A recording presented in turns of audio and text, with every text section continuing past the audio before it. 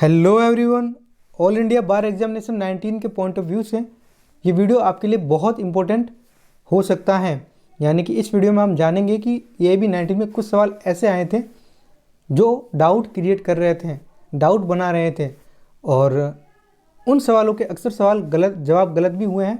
और अगर BCI उन सवालों को वापस लेती है, विड्रॉ करती है, और आपके द्वारा यानी कि कैंडिडेट के द्वारा ऑब्जेक्शन रेज किए जाते हैं, तो निश्चित तौर पर आपको फ़ायदा मिलेगा। देखिए, AIB 18 में भी कुछ सवालों को BCI ने विड्रॉ किया था, तो उनका फ़ायदा कैंडिडेट्स को मिला था।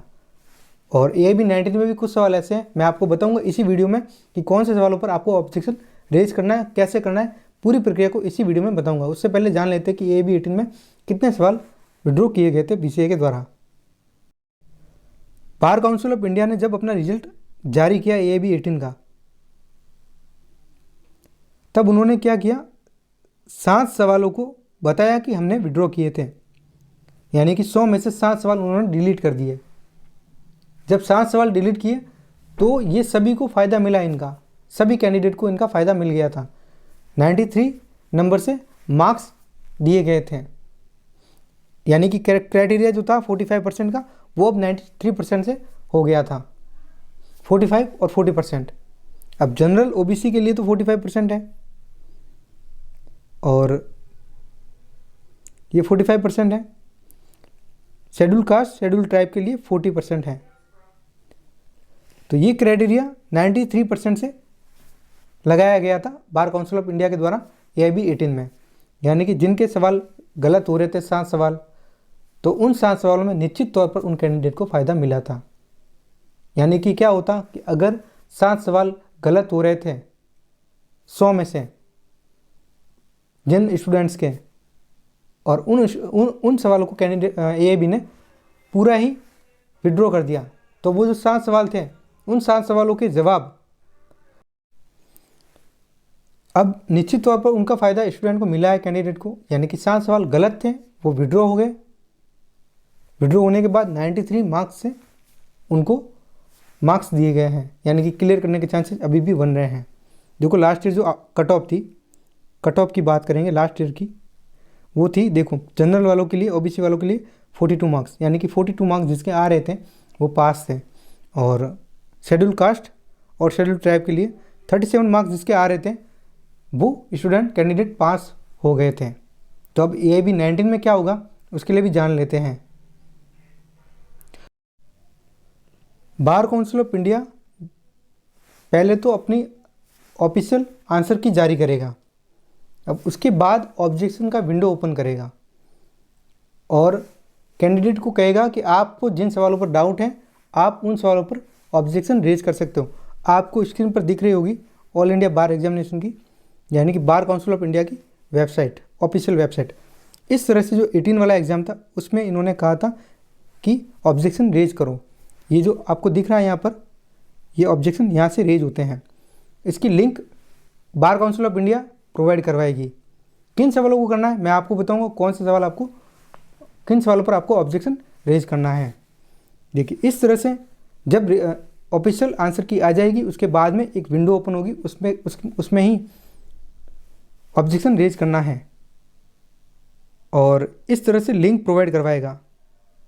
इस लिंक पर जाकर के अगर आपको खुद नहीं आता है ऑब्जेक्शन रेज करना, तो अपने ई-मित्र के द्वारा आप करवा सकते हो ऑब्जेक्शन रेज। अब मैं आपको बताऊंगा कि आपको कौन से सवालों पर ऑब्जेक्शन रेज करना है। एक सवाल आया था आपके संविधान संशोधन से, जो कि 106वां संविधान संशोधन था, उसको लेकर के मिस प्रिंट हुआ था। एक तो 239 डबल ए की जगह सिर्फ सिंगल ए हो गया था, तो ये तो पूरा कथन गलत है। उसके बाद ये भी दूसरा कथन भी गलत है। यानी कि जो 2 आंसर होने चाहिए, 3 और 4, वो ऑप्शन में ही नहीं है। यानी कि ये ऑब्जेक्शन में जाएगा और 101% जाएगा, डिलीट होगा, इसे विड्रॉ किया जाएगा। आपको इस पर विड्रॉ, यानी कि विड्रॉ के लिए आपको ऑब्जेक्शन रेज करना है ताकि सभी को फ़ायदा मिल जाए। फिर उसके बाद में ये जो सवाल है, CPC के तहत किसी मुकदमे में लिखित बयान दाखिल करने की अधिकतम समय सीमा क्या है। अब इसके लिए ऑब्जेक्शन रेज करना होगा, क्योंकि काफ़ी सारे स्टूडेंट ऑब्जेक्शन रेज करेंगे। 90 डेज मैक्सिमम पीरियड और 120 दिन भी है। 30 दिन जो है, 30 डेज जो है वो जनरल रूल्स बताता है ऑर्डर 8 का। तो किसे माना जाए कि कौन सा सही आंसर है? ऑब्जेक्शन इस पर भी रेज होंगे, क्योंकि यहाँ पर ये नहीं पूछा गया कि वाणिज्यिक मामलों में यानी कि कमर्शियल केस है वहाँ पर 120 दिन है और जनरल रूल्स है 30 डेज का। और जब 30 डेज में फाइल नहीं कर पाते हैं रिटर्न स्टेटमेंट, तो कोर्ट को रीज़न बताना पड़ता है, फिर कोर्ट ग्रांट करता है पीरियड 90 दिन तक का। तो इसमें स्पष्ट कुछ भी नहीं पूछा गया, यहाँ पर भी ऑब्जेक्शन रेज करना है। फिर उसके बाद में आता है ये हिंदू लॉ से पूछा जाना, हिंदू मैरिज एक्ट से पूछा गया सवाल।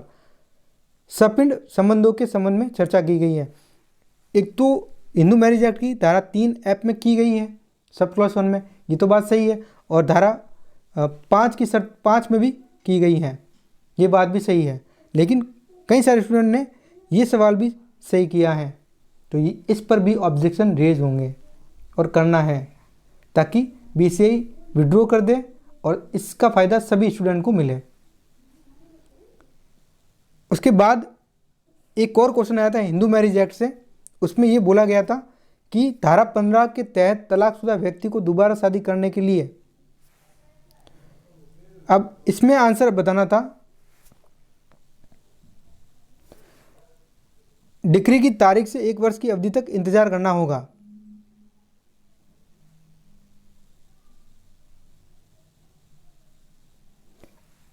अब ये कई सारे स्टूडेंट आंसर सही करके आए हैं, और धारा 15 में अभी तक कोई भी टाइम लिमिट नहीं बताई गई है कि दोबारा शादी कब करेगा तलाकशुदा व्यक्ति, यानी कि वो वेट करेगा, अपील नहीं की है तो वेट करेगा।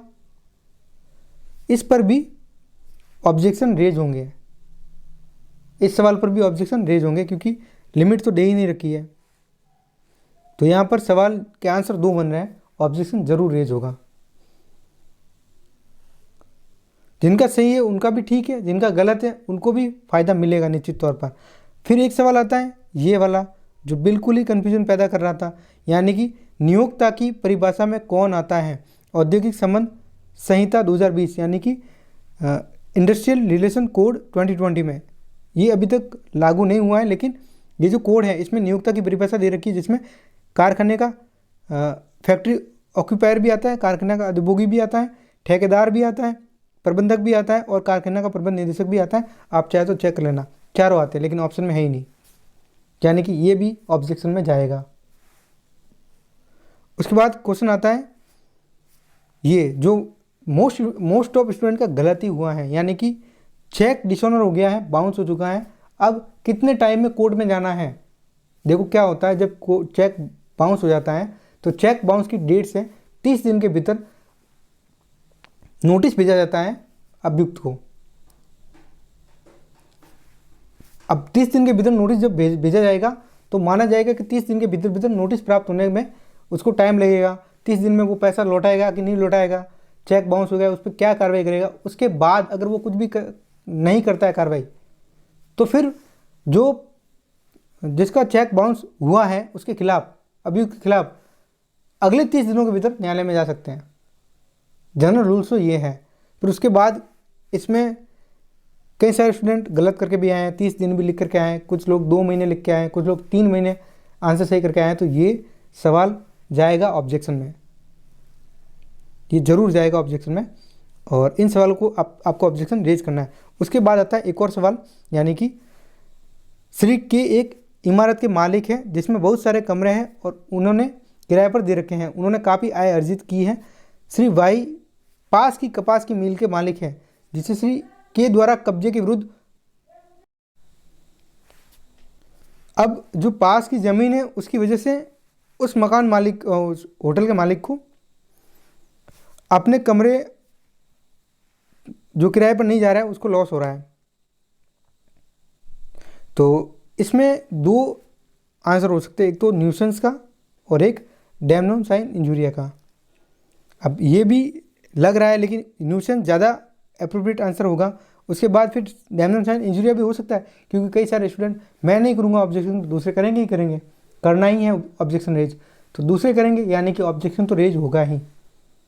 चाहे आप इस पर नहीं करोगे तब भी कोई फ़र्क नहीं पड़ेगा। इन सवालों पर तो ऑब्जेक्शन रेज होगा ही। अगर ऑब्जेक्शन रेज होता है और 6 सवाल डिलीट होते हैं तो निश्चित तौर पर आपको फ़ायदा मिलेगा। Bar council of India AIB 19 में अगर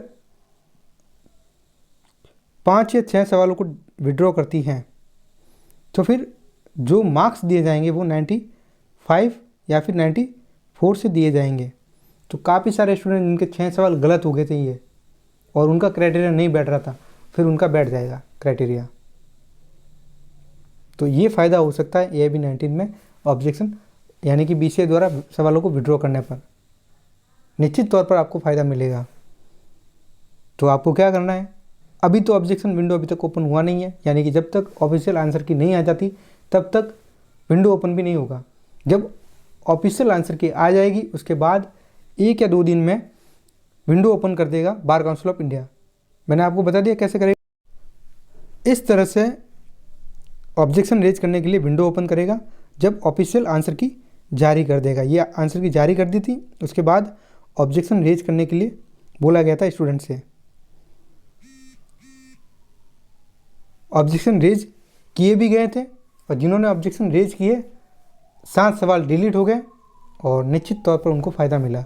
तो इस बार भी क्या करना है, अगर जो सवाल डाउट में है यानी कि जो 5-6 सवाल मैंने आपको बताए हैं, हो सकता है उससे ज़्यादा भी हो, लेकिन मेरे ध्यान में जितना है 5 सवाल तो अक्सर बन ही रहे हैं, मतलब बन ही रहे हैं सवाल 5 सवाल कि उन पर ऑब्जेक्शन रेज होना चाहिए।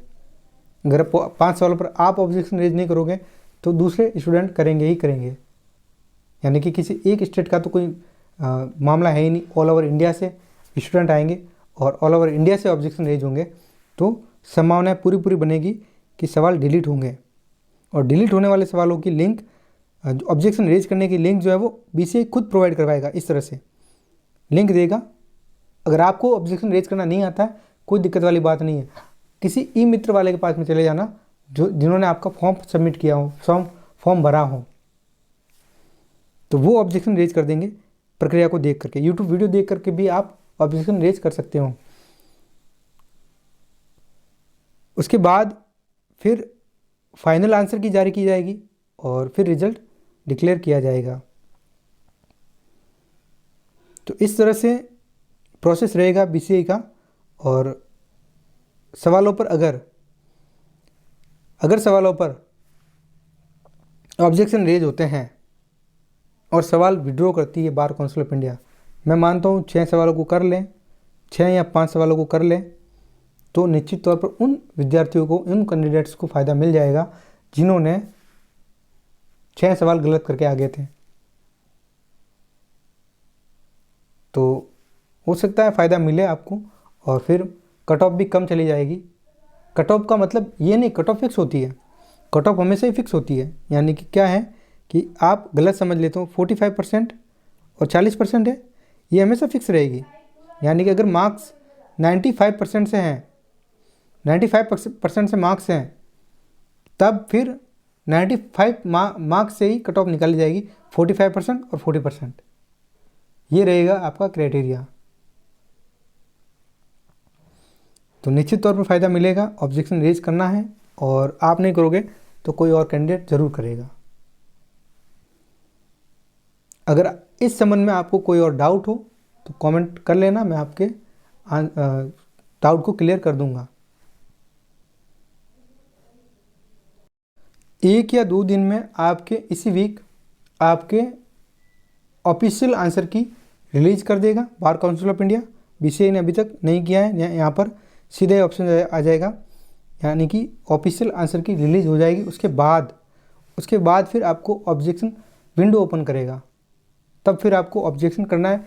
किन सवालों पर करना है मैंने आपको बता दिया वीडियो में, उन सवालों पर आप ऑब्जेक्शन रेज कर सकते हो। और अगर ऑब्जेक्शन रेज होते हैं उसके बाद लिंक भी BCA प्रोवाइड करवाएगी कैसे करना है ऑब्जेक्शन रेज। BCA करेगी 5 सवालों को विड्रॉ, निश्चित रहो आपको उसका फ़ायदा ज़रूर मिलेगा। धन्यवाद।